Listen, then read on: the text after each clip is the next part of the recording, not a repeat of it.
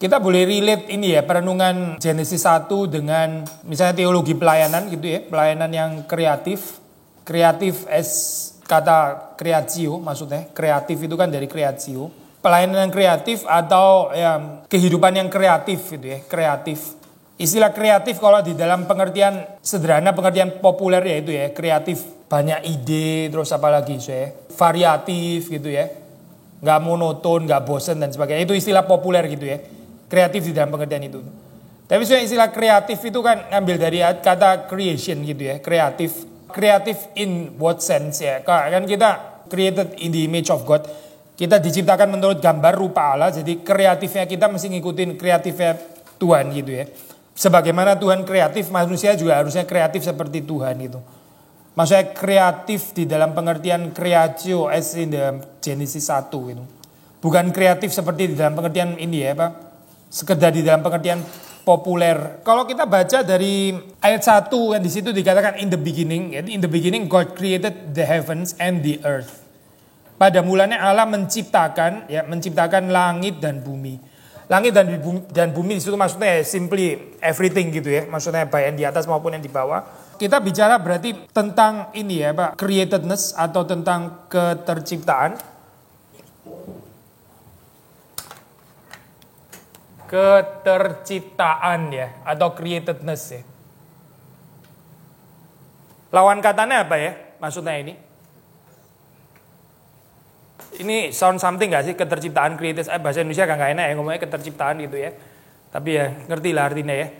Keterciptaan gitu ya, keadaan tercipta, keterciptaan, kata-kata bendanya gitu.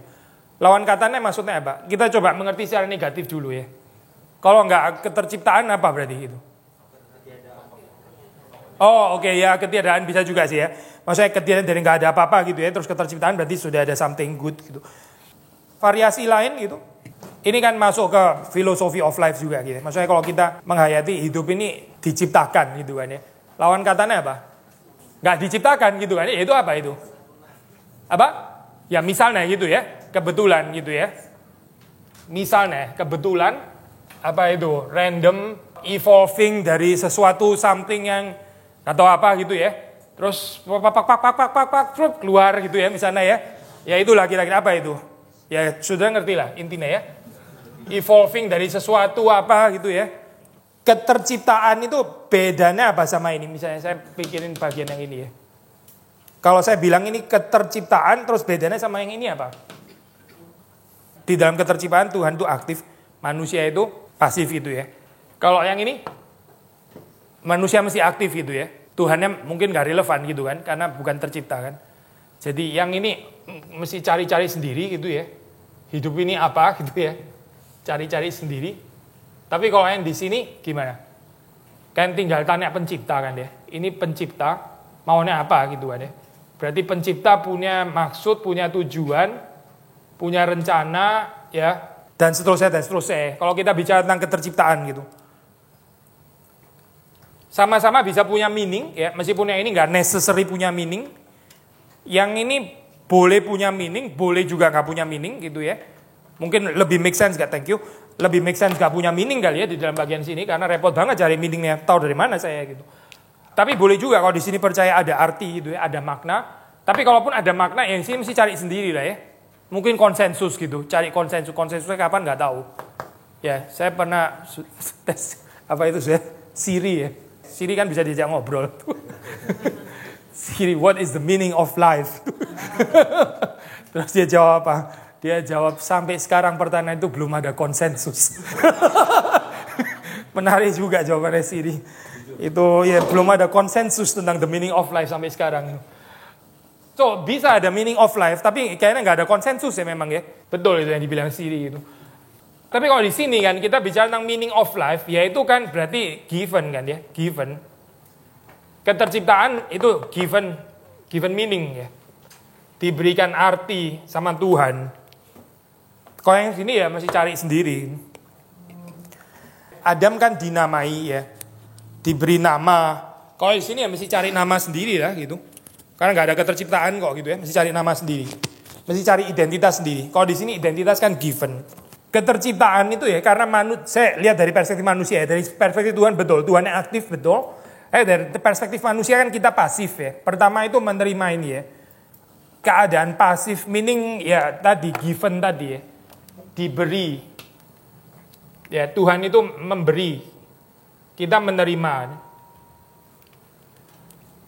Sedikit mengulang apa yang kita sudah pernah ngomong ya, tentang ini apa, discussion tentang gender dan sebagainya, itu apa? Itu kan given juga ya, given. Berarti kita nggak perlu cari gitu, tinggal terima yang Tuhan kasih. Kalau kita nggak terima givenness ya berarti penolakan dari keterciptaan. Ya ini urusan teologi kan ya. Orang mau pilih-pilih sendiri ini apa gendernya dan sebagainya, itu berarti nggak terima keterciptaan. Itu karena nggak kompatibel sama givenness.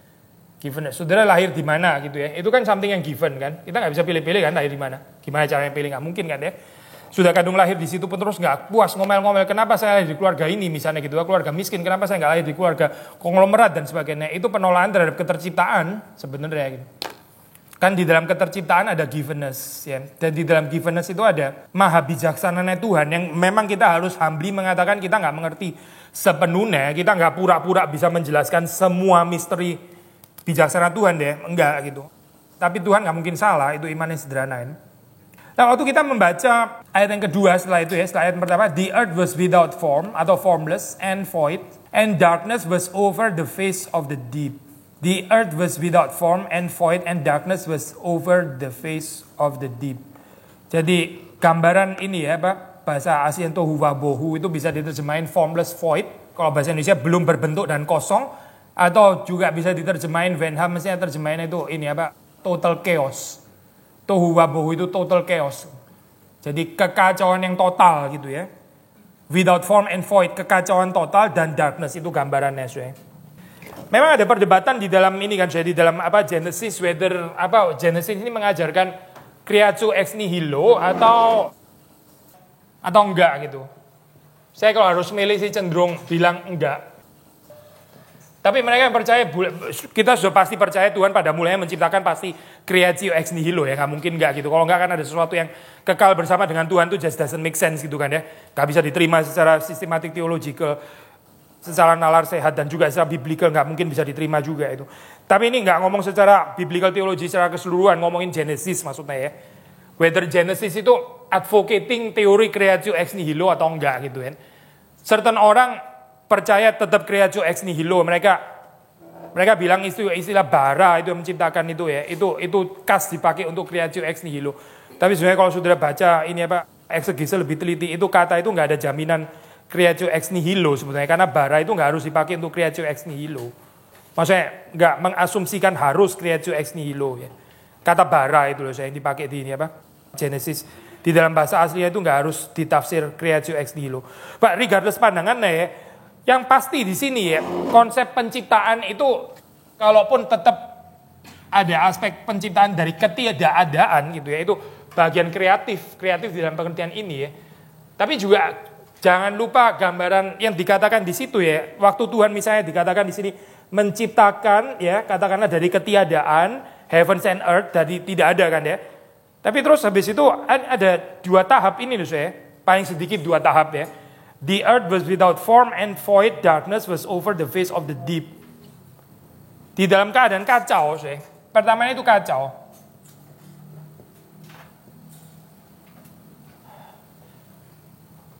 Kacau dan gelap ya. Kegelapan melingkupi apa di situ bahasa Indonesia? Samudra raya ya. Ya. Ya, kegelapan melingkupi samudra raya gitu kan ya. Justru gini saya, ini kita untuk diskusinya aja ya, maksudnya kita ini bagian yang nggak mutlak lah, kita bisa punya differing opinion nggak apa-apa gitu. Justru kalau kita bilang creation ex nihilo langsung akan muncul pertanyaan kenapa Tuhan ciptain dalam keadaan kacau gitu loh. Nah nggak maksud ya? Apa poinnya bukan di situ sebetulnya gitu. Again ya, secara sistematik teologis, keadaan pertama ini sudah pasti harus diciptakan Tuhan, no question tentang itu, pasti ya. Tapi whether itu adalah poin yang mau dituju sama Genesis gitu kan ya. Kalau itu mau ditekankan oleh Genesis, langsung timbul pertanyaan, Tuhan kenapa ciptain di dalam keadaan kacau dan gelap terlebih dahulu gitu kan ya.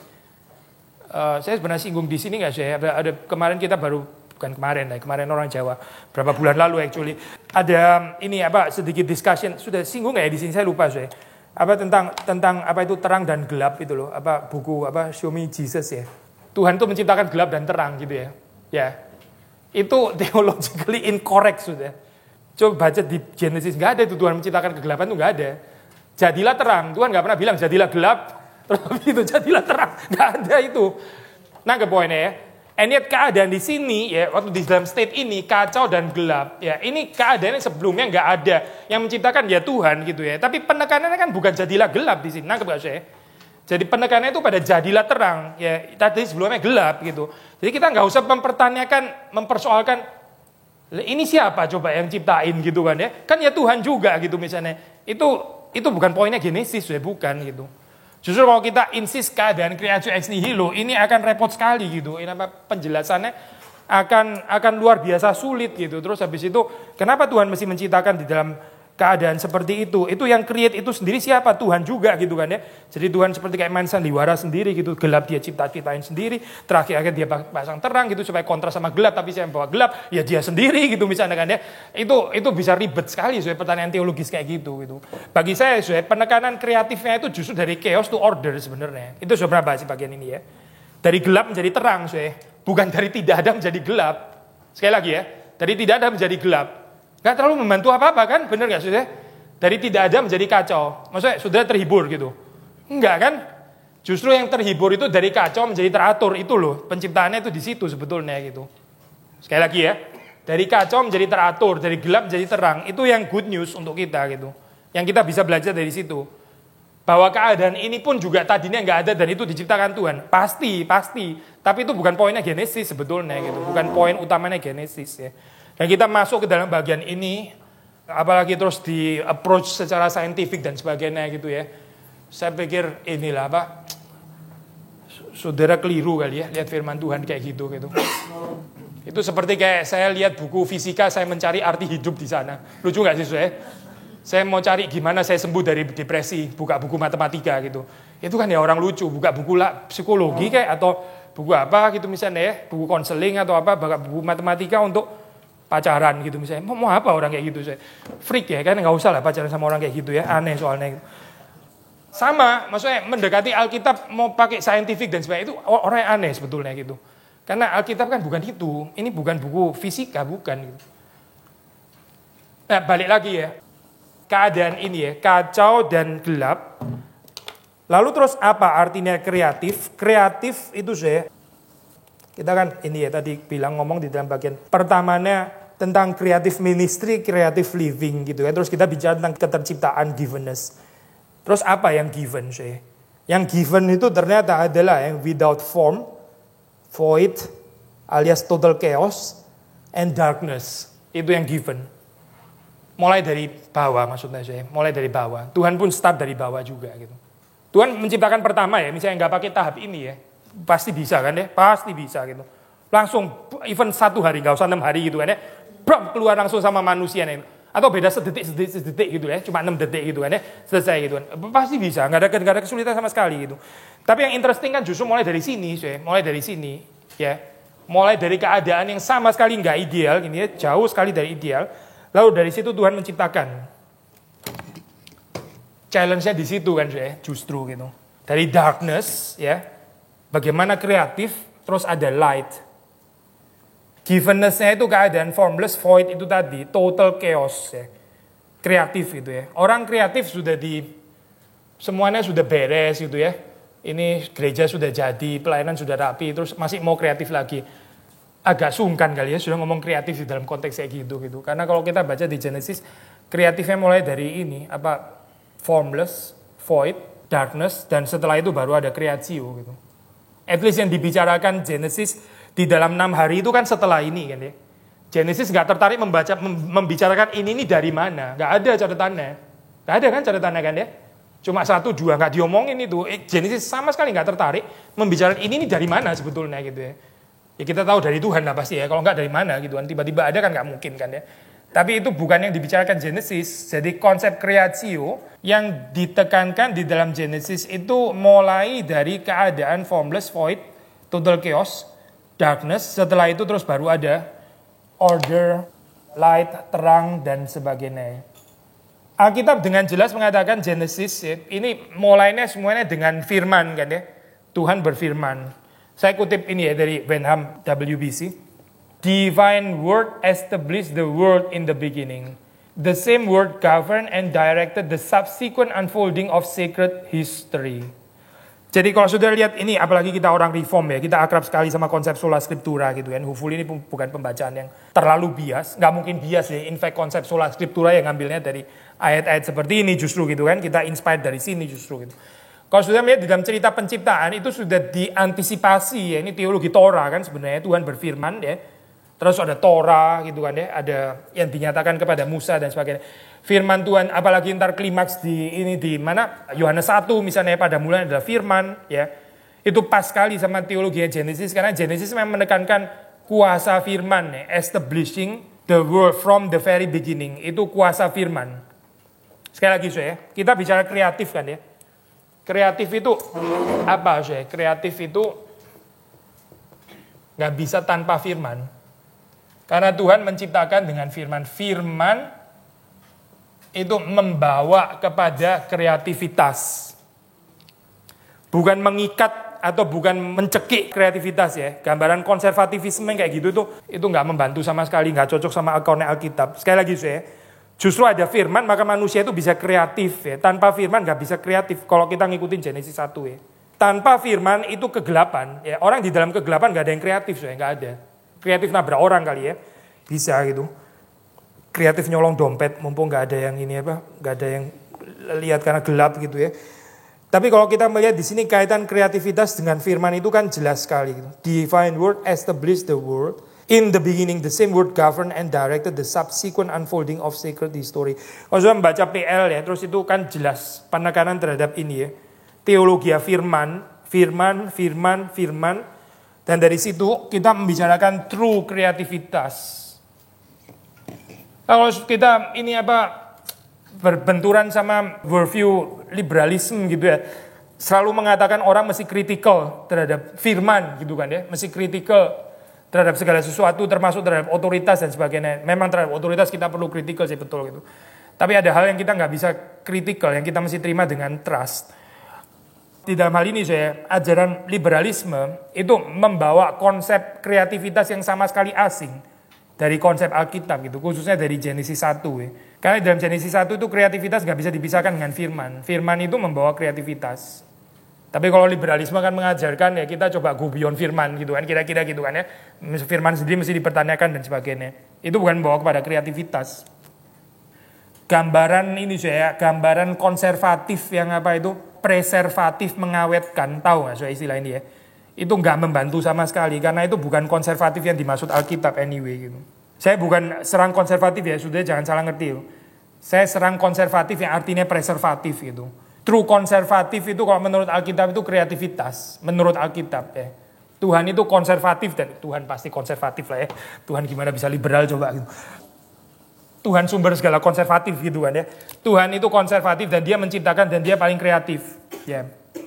Perspektif yang lain lagi sih, perspektif yang lain lagi. Kalau saya membaca di dalam ini apa Genesis itu ini kulaan dari ini ya, Michael Welker. Dia merespon ini sih, apa teologi Jerman di zamannya Karl Barth dan sebagainya itu ya.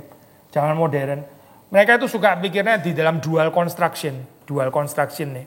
Allah manusia gitu kan ya. Dual construction lah maksudnya. Surga, bumi gitu kan ya. Yang di atas, yang di bawah, dual construction. Tapi kalau kita membaca ini, apa cerita creation, ya memang betul yang menciptakan Allah gitu kan ya. Tapi Allah nggak cuma ciptain manusia kan ya. Jadi ini hubungannya bukan one to one relation, bukan gitu. Tapi one to many, or perhaps even many to many gitu. Ya, bukan one to one relation, such as God and the world gitu misalnya kan ya. One to one gitu ya, God, the world gitu ya. Ya tipikal inilah, tipikal apa itu teologi modern gitu. Gampang banget ya operasi dengan dual construction kayak gitu. Tapi itu kita membaca di dalam cerita creation itu bukan dual construction. Sebelum menciptakan manusia, Tuhan menciptakan macam-macam deh. Sehingga manusia itu berurusan dengan yang lain-lain juga. Bahkan to certain extent Tuhan memberikan certain power ya, tanda kutip sovereignty kepada nature ya. Memang pada akhirnya kita masih berurusan dengan Tuhan betul gitu. Tapi berurusan dengan Tuhan itu bukan reduktif loh, saya bukan gitu. Manusia masih dealing sama yang lain juga gitu. dengan tumbuh-tumbuhan, dengan ini ya, dengan apa, binatang, dengan ciptaan yang lebih rendah lah, even dengan matahari ya. Ini saya antisipasi sedikit, ntar masuk ke dalam bagian kepercayaan lain ya, maksudnya pagan religion. Waktu mereka berrelasi dengan matahari, mereka bilang itu Tuhan gitu. Ya, tapi ini manusia waktu berrelasi dengan matahari, dia melihat ini ciptaannya Tuhan. Jadi ada Tuhan, ada matahari, ada manusia. Not to mention masih ada bulan, bintang dan lain-lain. Relasinya itu kompleks gitu saya, bukan cuma manusia Tuhan gitu. Kalau manusia Tuhan ya udah, gak ada apa-apa gitu kan ya. Itu paling nggak mungkin ada berhala kan. Ya udah Tuhan ciptain manusia saja gitu, nggak usah ada matahari, bulan, nggak ada kemungkinan disembah juga kan akhirnya kan ya. Nggak perlu ciptain tumbuh-tumbuhan, binatang dan sebagainya, nggak mungkin ada kerusakan ekologi gitu. Tuhan pasti punya cara lah menciptakan manusia tanpa ada pijakan sama sekali. Malaikat aja bisa gitu kan ya. Pasti bisa kalau Tuhan mau menciptakan seperti itu. Bukan model creation di dalam Genesis 1 gitu. Ini bukan one to one relation tapi one to many, if not many to many ya. Many to many in what sense? Tuhan sendiri kan Tritunggal gitu misalnya dalam hal ini ya. Atau tafsiran itu yang mengatakan waktu ini ya, ya discussion tentang menciptakan manusia itu at least ada sebagian tafsiran mungkin nggak terlalu preferable tafsiran seperti itu. Ada tafsiran yang mengatakan itu discussion sama angels juga. Let us create man di dalam image-nya Tuhan gitu ya. Let us-nya siapa? Tafsiran kita konservatif bisa ngomong Tritunggal gitu kan ya. Tritunggal gitu. Tapi ada tafsiran mengatakan itu juga bisa dimengerti including the angels gitu.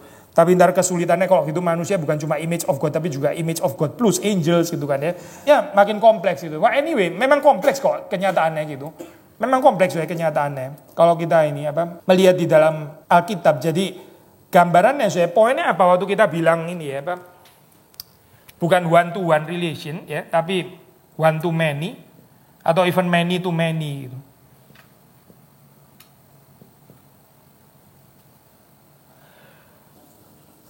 Kita mesti berelasi ya dengan ciptaan yang lebih rendah ya, terus kemudian kita memosisikan diri dengan itu gimana gitu. Bukan Tuhan itu ya, itu ciptaan Tuhan gitu.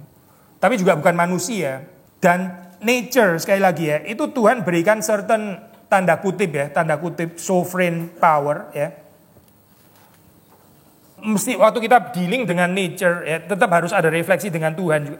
Tapi nature itu tetap bukan Tuhan gitu. Dan Tuhan memberikan kepada nature itu certain ruang gerak juga. Misalnya kalau saudara membaca itu ciptaan, saya ini ya nggak baca ayat per ayat, tapi kita lompat di dalam salah satu ayat. Misalnya Tuhan memberikan batas kepada apa? Air kan ya, darat air. Itu airnya bisa nggak gerak? Bisa gerak kan ya. Jadi Tuhan kasih ruang, sama seperti waktu Tuhan menciptakan manusia, Tuhan juga kasih ruang. Ini bukan robot gitu, dan yang bukan robot itu sebenarnya bukan cuma manusia loh, air juga bukan robot tuh, karena air itu bisa bergerak gitu. Geraknya itu bukan Tuhan yang atur, bukan. Diberikan certain tanda kutip, ini istilah bisa agak salah, makanya pakai tanda kutip ya. Certain sovereignty gitu, semacam ya kalau di dalam diri manusia itu ada free will gitu kan. Di dalam nature mereka bisa bergerak, tapi Tuhan kasih limitation. And ya tentu saja Tuhan still sovereign terhadap itu no question ya, kita nggak perlu tanya tentang itu ya. Tapi nature itu sendiri punya power, di-assign certain power di dalamnya. Lalu apa sih? Binatang juga. Ada binatang yang keluar, kalau sudah baca dalam Mazmur ya, ada binatang yang diatur Tuhan, dia keluarnya malam. Itu diatur sama Tuhan, tapi siapa yang keluar? Ya binatang lah, bukan Tuhan yang keluar kan binatang gitu. Jadi manusia perlu dealing dengan ya another sovereign creatures, yang sovereign bukan cuma manusia.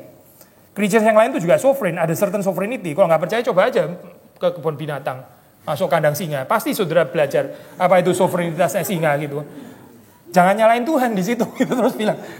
Mereka juga diberikan certain power oleh Tuhan, gitu. Dan kita mesti deal sama itu, saya. Seninya adalah bagaimana dealing dengan mereka, nggak bilang mereka itu Tuhan, gitu ya. Saya kegigit nyamuk itu nggak bisa bilang Tuhan menggigit saya, gitu kan.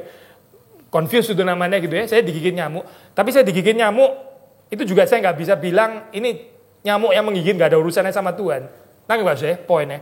Jadi totally sekularisme gitu ya, ini purely kebetulan, nyamuk menggigit saya, ya memang gini, hidup di dalam dunia pasti ada pengalaman digigit nyamuk gitu kan ya. Nggak ada urusannya sama Tuhan sama sekali gitu ya. Totally sekularisme gitu, itu salah satu jalan. Atau satu jalan yang lain ya, apa ini namanya saya, religious freak atau apa gitu lah ya. Konsep kedaulatan yang nggak realistis gitu akhirnya gitu. Sekularisme yang seperti Tuhan nggak campur sama sekali. Konsepnya sebenarnya itu kayaknya Tuhan tuh very busy gitu ya. Sampai every detail tuh dia campur gitu ya. Nggak ada yang, sampai digigit nyamuk pun itu saya bertanya, ini kehendak Tuhan apa sebetulnya gitu kan ya. Karena pasti ada sesuatu yang Tuhan mau tentang saya. Ya oke lah, terserah sudah mikir kayak gitu ya. Tapi Yang kita baca di dalam Genesis itu Tuhan memberikan certain tanda kutip tadi ya. Sovereignty bukan cuma kepada manusia tapi juga kepada ciptaan yang lain. Coba kita baca ayat itu ya. Ayat 6, ayat 7, ayat 9 misalnya ya. Sebenarnya nggak cukup hanya dengan Genesis ya, mesti pakai tambahan juga dari Mazmur ya. Yang memberikan batas-batas kepada ini ya, air itu. Tapi ayat 9, ayat 10 misalnya ya. Poin yang berikutnya. Waktu kita membaca di dalam cerita penciptaan terang, misalnya ya, penciptaan terang. Tadi kita bilang keadaan pertamanya kan gelap ya, terus Tuhan menciptakan terang ya. Terus kemudian terjadi apa sih? Terjadi pemisahan antara terang dan gelap ya. Ini so-called biblical dualism ya. Biblical dualism. Dualisme yang biblical ya. Jangan lupa ya, kita masih under ini ya, Pak. Creative ministry, creative living gitu ya. Creative ministry, creative living. Apa itu kreatif ya? Kreatif itu salah satunya adalah discerning spirit. Spirit of discernment. Bisa membedakan ya, mengategorikan dan sebagainya. Itu bagian daripada kreativitas gitu. Karena Tuhan melakukan itu. Tuhan memisahkan terang dan gelap. Nah ini worldview ini penting ya. Karena misalnya ya kalau di zaman kita sekarang New Age ya. Tapi ini nggak baru sih sebenarnya ya. Ajaran monisme dan sebagainya ya. Yang atau mungkin di dalam fenomena yang lebih sederhana ya, cheap ecumenism, keadaan orang yang ya setiap orang ada benernya lah gitu kan ya. Kita ini basically kan seperti orang buta yang lihat gajah yang nggak utuh gitu ya. Certain orang pegang itu nih, certain orang pegang itu nih, semuanya masing-masing ada benernya dan sebagainya. Nggak berani bilang ini sih, bener salah itu jadi makin lama makin lunak gitu ya membicarakan itu gitu. Nggak berani ngomong secara dualis gitu. Confusion akhirnya ya. Apa itu? Kayak film-film sekarang ya, penjahat tapi cantik gitu kan ya. Confuse akhirnya between beauty sama evil jadi satu gitu kan ya. Akhirnya kita kepingin dia juga kayaknya mendingan bertobat gitu ya. Tapi kita tahu itu sebenarnya setan gitu kan ya. Jadi confuse gitu saya. Ini gambarannya pemisahannya itu antara light and dark itu gak ada sebetulnya itu ya. Nah kalau kita balik dalam konsep Alkitab, Tuhan kan memberikan pemisahan itu ya. Dia memberi nama, di ayat keberapa itu ya? Ayat ke-4 ya, itu kan God separated the light from the darkness. Separated the light from the darkness. Kita tahu darkness kan memang bukan substance gitu ya. Tapi ini pakai bahasa yang seperti satu keberadaan gitu ya. God separated the light from darkness, dipisahkan gitu. Gini ya maksudnya ya. Darkness itu kan bukan keberadaan, kita clear kan ya. Darkness itu bukan keberadaan, tapi ketidakberadaan terang gitu. And yet, tapi kita baca di dalam ayat 4 ini ya, God separated the light from darkness. Darkness itu still ada loh saya, still ada di sini gitu. Bukan disease ya, dihentikan karena Tuhan sudah menciptakan terang, terus habis itu kegelapan jadi nggak ada lagi gitu. Karena semua sudah terang, karena Tuhan sudah menciptakan terang. Kenyataannya kan enggak kan ya. Jadi ini diizinkan Tuhan gitu. Maksudnya saya pakai istilah yang salah ini ya. The existence yang tanda kutip saya ini istilah salah. Tapi the existence of darkness itu diizinkan di sini. Terang itu enggak menenggelamkan semua kegelapan, enggak gitu. Enggak, tapi Tuhan memisahkan terang dari gelap ya. Balik lagi ya konsep ini ya, biblical dualism gitu. Kita nggak tahu sih ntar di surga ya, masih ada pikiran tentang neraka nggak kita? Kita tahu waktu kita di surga masih ada neraka gitu kan ya. Tapi whether di surga kita masih sempet nggak contemplating tentang neraka gitu ya? Atau itu nggak relevan sama sekali di surga? Bukan bilang nggak ada ya, ada. Tapi orang di sana nggak kepikir sama sekali tentang, maksudnya that total darkness itu ya. Saya nggak tahu gitu, nggak tahu. Tapi yang kita tahu neraka tetap ada begitu ya. Ya maksudnya ya ini tetap ada dualisme kan ya. Kalau John Stott sih bilangnya nggak ada aja sekalian gitu. Karena memang nggak relevan sih kayaknya di surga itu. Tapi nggak relevan bukan berarti harus nggak ada kan ya. Gitu loh poinnya. Mungkin aja untuk orang di surga nggak akan kepikir sama sekali itu. Tapi balik lagi di sini, kita belum di sana anyway ya. Ini kita masih di dalam dunia ini kan ya. Maksudnya moving to eschatological goal memang. Yang pasti sejak dari penciptaan mula-mula ini belum jatuh ke dalam dosa ya, saya belum gitu. Ada pemisahan light dari darkness. Sekali lagi ya, light itu enggak apa nih istilahnya saya? Apa ya?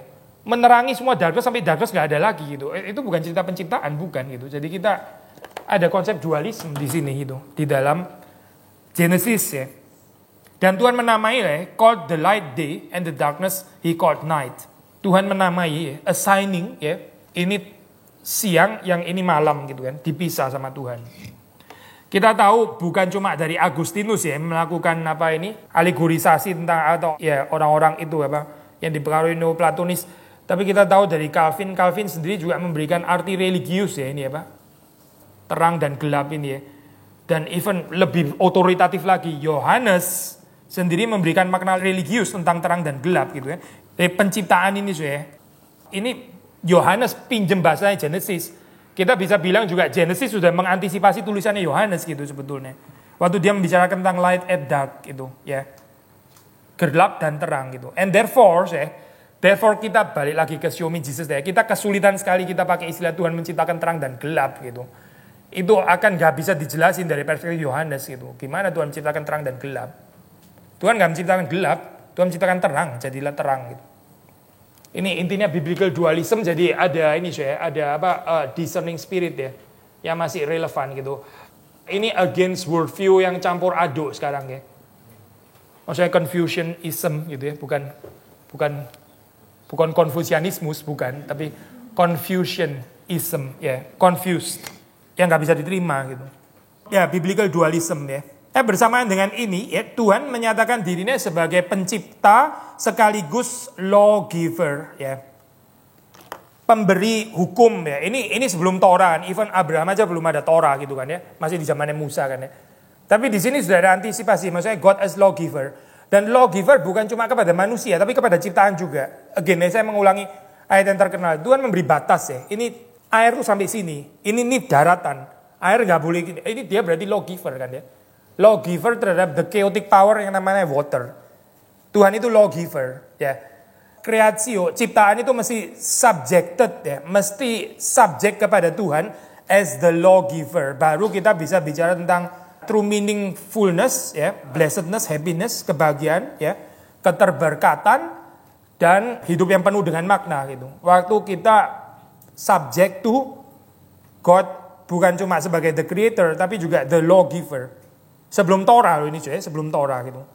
Tapi gambaran Torah teologi sudah diantisipate sebetulnya. Ini kan hukum kan sebenarnya kan ya. Tuhan mengatur, ini kan hukum sebetulnya sudah gitu. Nah again ya, kalau mau balik lagi ke kreativitas ya. Kreativitas itu subjection to the law, itu kreativitas ya.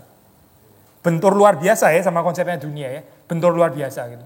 Maksudnya bentur sama worldview liberalisme gitu. Kalau dunia kan selalu mengatakan kita subject under law. Waduh kreativitas mati semua gitu kan ya. Yaitu penipuannya setan yang sampai sekarang gak selesai ya. Kejadian 3 gitu. Sampai terus ya.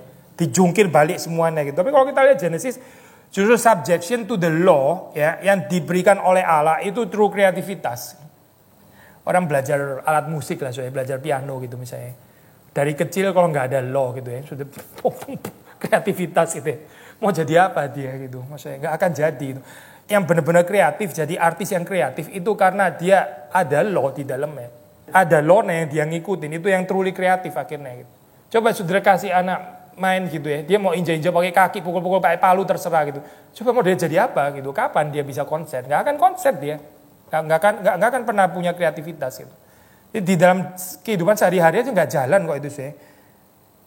Without subjection to law, ya dibilang itu kreativitas, mana nggak works kok. Di dalam sehari-hari aja nggak jalan gitu. Lalu terus itu mesti jalan di dalam dunia religius, yang nggak jalan juga lah. Di dalam dunia sederhana gini aja nggak jalan kok. Subjection to the law and lawgiver, ya, itu true kreativitas.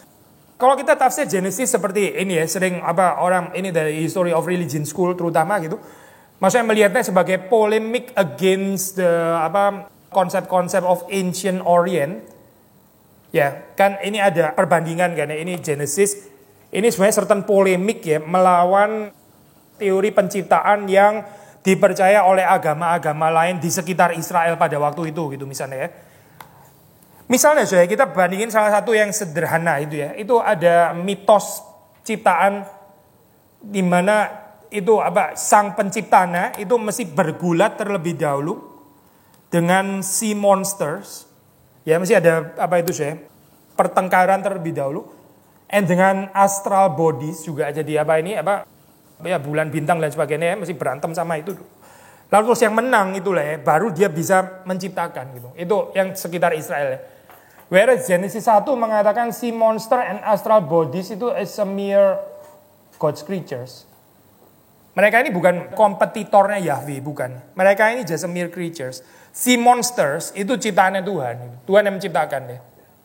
Tuhan bukan berperang sama Leviathan dan sebagainya, terus dia tampil sebagai pemenang, terus akhirnya dia berhak menciptakan gitu ya. Itu pagan, kepercayaan ya. Yang benar adalah kekuatan-kekuatan ini diciptakan sendiri oleh Tuhan. Matahari ya, yang disembah oleh sebagian orang, itu dianggap dewa. Tuhan gak perlu kompetisi sama matahari. Matahari just semir ciptaan untuk Genesis. Tuhan menciptakan, itu ciptaannya Tuhan. Nah, kalau tadi kita bicara tentang biblical dualisme, ya di sini kita bicara tentang satu worldview yang kontra melawan false dualism ya. Saudara nangkep ya poinnya. Ada dualisme yang dikehendaki oleh Alkitab, pemisahan terang dan gelap tadi ya. Tapi ada dualisme yang gak direstui oleh Alkitab, yaitu apa? Ya ini misalnya dualisme antara kekuatan si monster ya, astral bodies, matahari dan sebagainya. Yang Tuhan mesti berperang dulu dengannya baru menang. Baru setelah itu dia bisa menciptakan gambaran false dualism. Ya, ini dilawan oleh berita dari Genesis 1. Jadi intinya saya ada tempat untuk healthy dualism, ya. Tapi ada tempat juga untuk dualisme yang salah. Saya sudah pernah share kepada saudara kan ya, kita nggak bisa ngikutin teologi health and wealth gospel. Mereka bilang kalau kemakmuran, kesehatan itu dari Tuhan, kalau sakit penyakit itu dari siapa? Dari setan kan ya, itu false dualism kan sebenarnya gitu. False dualism gitu. Kalau kita baca di dalam kitab Ayub kan, kita nggak menerima cuma yang baik saja dari tangan Tuhan, tapi yang baik dan buruk dari tangan Tuhan. Berarti nggak ada dualisme gitu. Itu false dualism, mengatakan yang baik datang dari Tuhan, ya, yang buruk, evil, itu datang dari setan. Itu false dualism kalau menurut Alkitab. Karena di dalam teori penciptaan, Tuhan menciptakan segala sesuatu yang dibaca di dalam Genesis pasal 1 ya di sini ya. Jadi ada, sekali lagi ada dualisme yang perlu ya. Tapi ada dualisme yang kita mesti melawan. Di bagian yang lain lagi saya, ini tentang apa? Tentang benturan sama kepercayaan mitos ya. Saya kutip Wenham, dia bilang gini saya. Man was not created as the lackey of the gods to keep the gods maksudnya supplied with food ya. Mesti dikasih makanan terus gitu ya. Ini apa? Dewa-dewanya gitu. Even mesti disembah. Kalau nggak disembah jadi less powerful ya. Lucu banget ya. Kita chargernya dewa gitu. Dari dewa kalau mau nge-charge energinya kita yang menyembah dia. Chargernya jadi kuat gitu. Baterainya naik lagi. Kalau manusia berhenti nyembah jadi dia juga agak lemes. Itu kepercayaan yang mitos ya. Ini apa? Jadi gambarnya gitu ya. Saya tulisin, he was God's representative, maksudnya manusia, kalau di Genesis 1. He, maksudnya man, was God's representative and ruler on earth, endowed by his creator with an abundant supply of food. Sudah lihat ya kontrasnya ya. Ini Tuhan mesti dikasih makan gitu ya, dikasih makan, mesti disembah dan sebagainya. Maksudnya kita yang supply dia gitu, supply Allah-Allah itu ya. Tapi kalau Genesis mengatakan Tuhan yang supply manusia itu dengan abundant food. Kan disediakan dulu ya, sebelum manusia diciptakan sudah disediakan dulu itu tatanannya. Tuhan sudah provide food gitu kan ya. Tuhan yang provide food untuk manusia. Tapi kalau dalam pagan religion, kita supply food untuk Tuhan. Kontras ya gambaran ini ya. Dan ini juga mempengaruhi konsep kemanusiaan itu. Kalau orang percayanya Tuhan itu harus disupply food ya. Saya ini supply food ya. Tuhan itu maunya disupply food dari bawah. Maka saya akan created after God's image gitu kan ya. Jadi gimana? Lu orang mesti supply food ke saya. Setoran mesti masuk ke sini gitu ya. Karena Tuhan sendiri juga minta setoran dari saya. Tuhan yang saya percaya itu minta setoran. Jadi saya hidup sebagai manusia. According to image of God yang dia percaya kan ya. Jadi orang lain mesti setor kepada dia juga gitu. Tapi Tuhan yang kita percaya kan gak gitu. Tuhan yang kita percaya di Genesis itu supplying food to us. So kita created after God's image. Kita mestinya gimana? Iya, supply food to others gitu ya. Bener. Supply food to others. Bener. Karena Tuhan supply food ke kita kok. Kan kita created in the image of God. Kita supply food ke orang lain dong. Kalau kita percaya Tuhan yang itu ya. Gak tahu kalau Tuhan saudara lain. Gak ngerti saya. Maka ini ada kaitannya sama ini ya. Saya nggak pernah bahas ini sih, God's image dalam kaitan dengan food theology ya. Tapi boleh juga sih ini Karena nyambung sebetulnya saya. Kan dikatakan man itu created in God's image ya. Ayat yang terkenal itu ya. Apa artinya ya yang ditulis di dalam ayat 26 misalnya ya. Then God said, let us make man in our image after our likeness and let them have dominion over the fish of the sea and over the birds of the heavens and over the livestock and over all the earth and over every creeping thing that creeps on the earth. Jadi poinnya apa sih ini? Being God's image ini gimana? Dominion over the lower creatures gitu kan ya. Nah ini orang yang bilang ini ya inilah kekristenan salah satu yang berkontribusi untuk menciptakan kerusakan ekologi dan sebagainya. Itu ngawur banget sih. Karena Tuhan itu dominion ya. Dominionnya Tuhan terhadap ciptaan. Let's say terhadap manusia gitu kan. Itu a caring dominion. Bukan exploitative dominion ya. Tapi caring dominion. So kita kan created after image of God ya. Kita to the lower creatures mestinya gimana sih? Caring dominion ya. Seperti Tuhan sama kita juga caring. Maksudnya caring itu apa sih? Caring sudah tahu kan ya, caring ya. Iya merawat gitu. Dominion betul, memang dominion kok. Dominion itu nggak salah, itu Alkitab betul gitu. Tapi dominion and caring dominion ya. Karena Tuhan exercise dominion over kita, itu caring dominion. So kita terhadap lower creature juga mestinya caring dominion. Brueggemann kan pernah tulis ini saya Pak. Itu sebenarnya bahasa yang dipakai di sini bahasa shepherding gitu saya. Bahasa apa ini namanya? Bahasa metafor gembala gitu. Seperti gembala sama dombanya ya. Itu gembala having dominion ya over domba-domba betul. Tapi terus apa? Saben hari dia masak sate kambing gitu. Enggak. Bukan itu dominionnya. Dominionnya ya dia care for the domba itu kan ya. Iya, itu dominionnya gembala terhadap apa? Domba-domba gitu. Bukan satu persatu di barbecue gitu sampai habis ya. Sampai tinggal satu gitu. Bukan dominion itu pasti yang dimaksud gitu. Tapi dominion seorang gembala terhadap domba-dombanya. Bahasa shepherding maksudnya ya. So dominion over the earth itu sudah betul. Tapi caring dominion ya.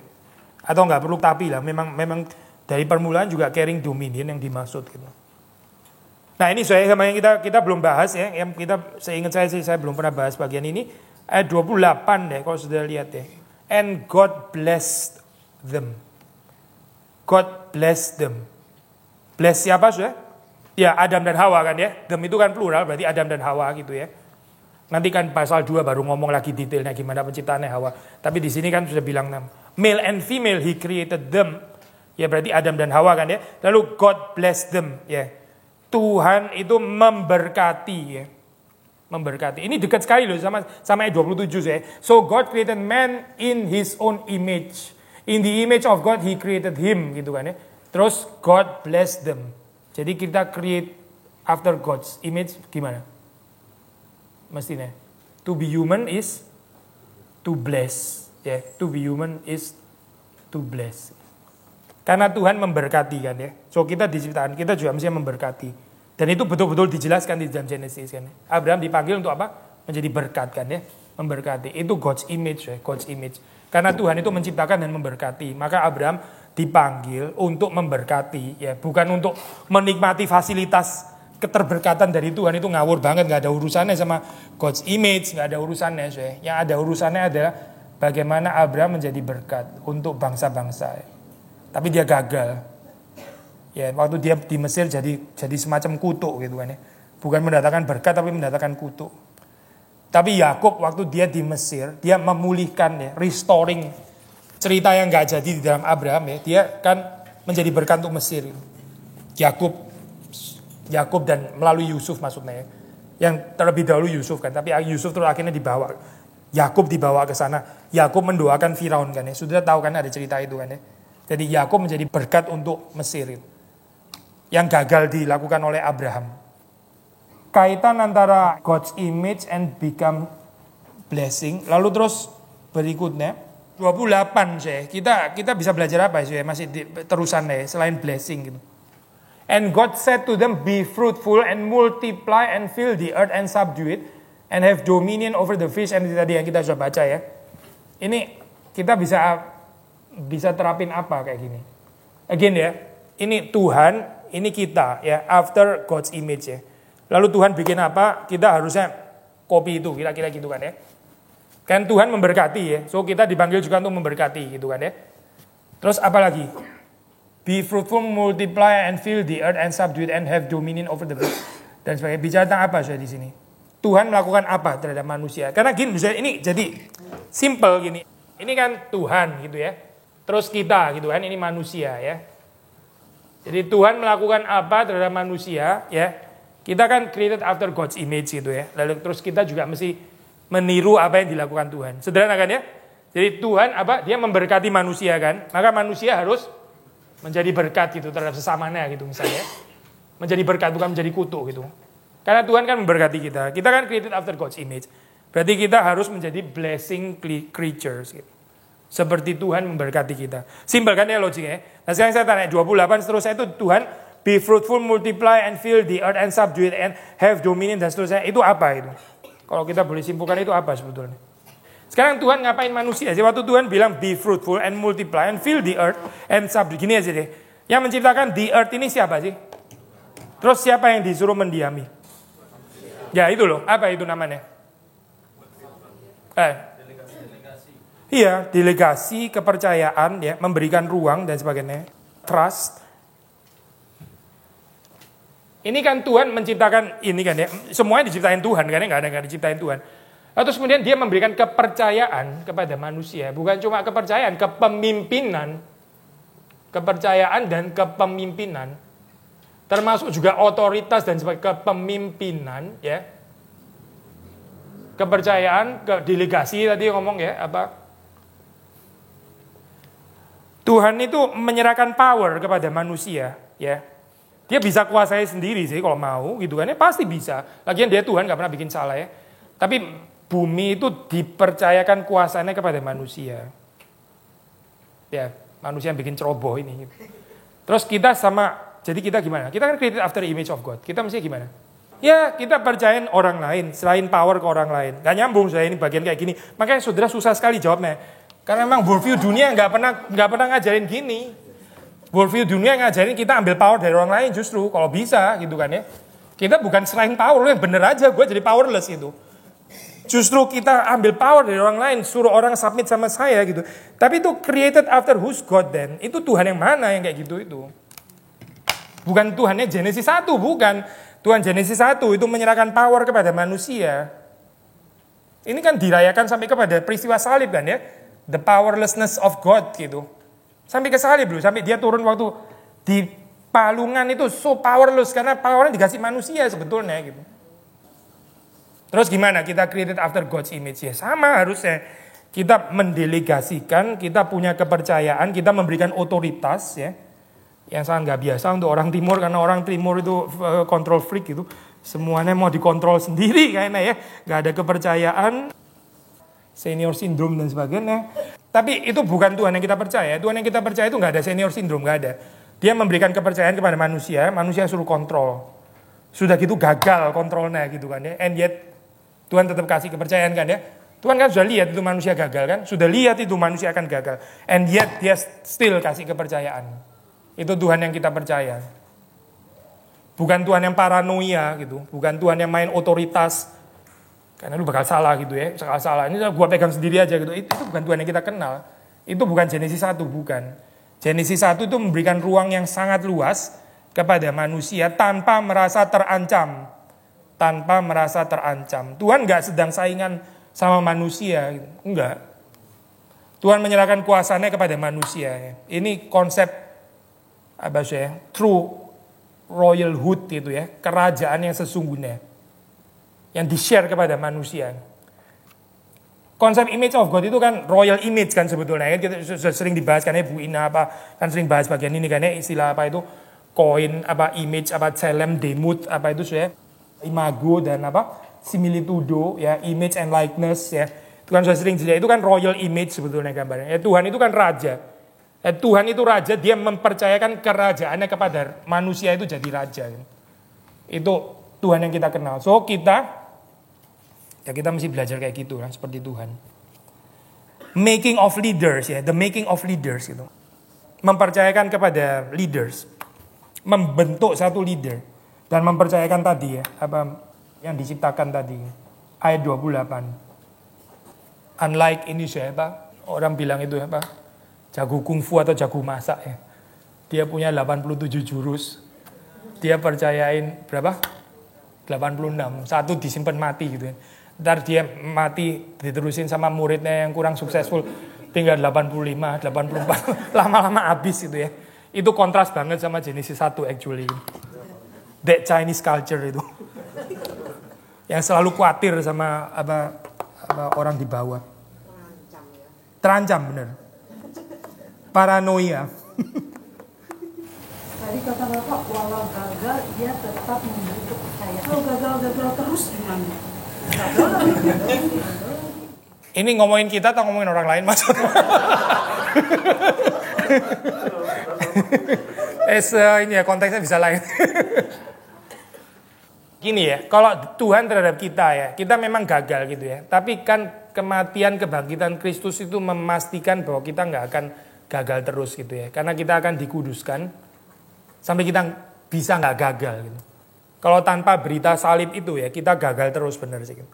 Maksudnya Adam jatuh itu gagal, tapi kan ada berita keselamatan. Berita keselamatan itu merestorasi kegagalan itu, gitu. Bahkan melampaui kegagalan. Lebih beautiful daripada cerita original creation. Kita kalau menghidupi Injil ya, kita mempercayakan sama orang lain, memberi kepercayaan kepada orang lain. Orang lain juga bisa gagal kan ya. Gak apa-apa kita belajar mirip Tuhan dong. Kita belajar mencicipi kekecewaannya Tuhan. Kesedihannya Tuhan itu true union mystic with God itu sebetulnya gitu. Paulus kan bilang ya, yang ku kehendaki adalah bersekutu di dalam penderitaan supaya aku boleh mengenal dia di dalam kuasa kebangkitannya. Salah satu penderitaan yaitu waktu kita percayain ini yang sederhana ya, kita percaya ternyata gagal ya, kita jadi betul-betul mengerti Tuhan itu apa gitu, bukan cuma dari teori tapi betul-betul dari living experience. Mystic union with God, with Christ ya. Karena Tuhan sendiri juga mengalami itu gitu. Ayat 29, Behold, I have given you every plant yielding seed that is on the face of all the earth, and every tree with seed in its fruit, you shall have them for food. Ya. Saya nggak pernah bahas bagian ini, saya kaitin sama image of God itu. Tapi Tuhan itu, Tuhan yang apa? Providing food. Tadi kita sudah antisipatkan ya, ini konsep royal office ya, royal office. Tadi kan Tuhan itu raja, dia memberikan kepercayaan, the making of a leader kan ya. Dia membangkitkan raja, manusia itu semuanya raja. Tuhan sendiri sebagai raja, dia nggak terancam sama manusia sebagai raja ya. Manusia dijadiin raja, dimahkotai dengan apa Mazmur 8 ya, apa itu?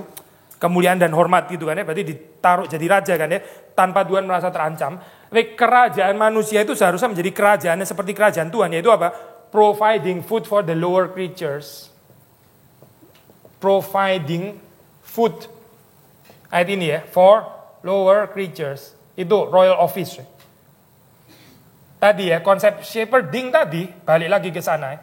Gembala itu kan seperti raja ya, raja terhadap domba-dombanya ya. Tapi dia terus apa? Raja, eksploitasi. Nggak mungkin lah saya, providing food for the sheep, untuk domba-dombanya.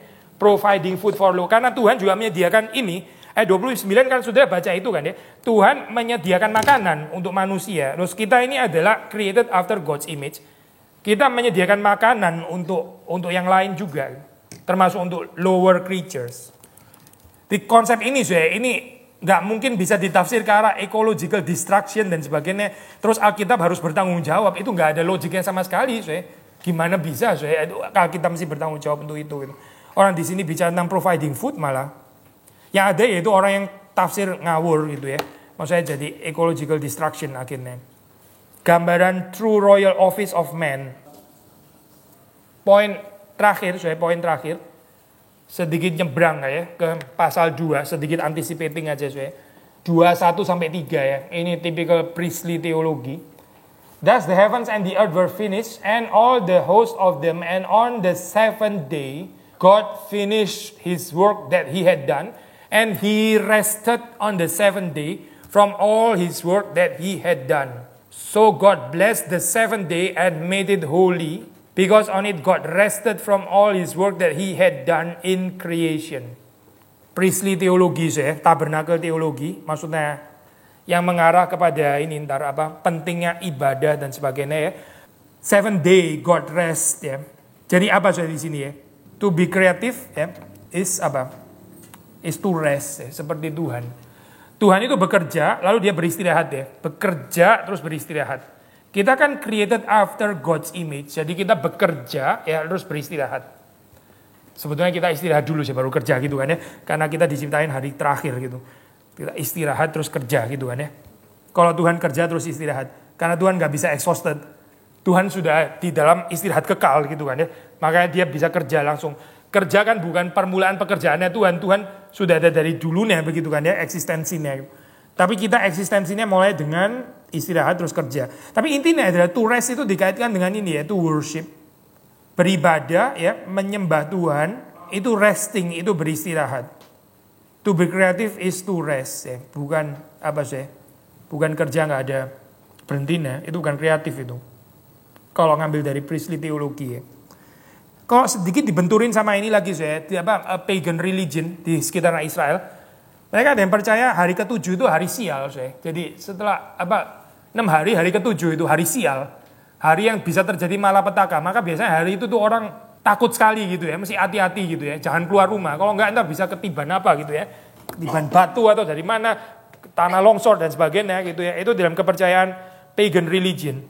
Nah, in contrast ya, Genesis mengatakan hari ke-7 itu ada the day of blessing, bukan day of curse, malapetaka. Tapi ini hari yang kita mesti rayakan karena Tuhan memberkati. Ini bukan hari sial, tapi hari yang diberkati Tuhan. Saya nggak tahu ini apa relevansinya. Kita masih percaya hari-hari sial, hari-hari yang kurang baik dan sebagainya ya. Tapi kalau kita lihat di sini Genesis ada certain polemik sama kepercayaan yang ada di sekitar gitu ya. Terutama karena Tuhan menguduskannya justru. Dan manusia berhenti dari pekerjaannya.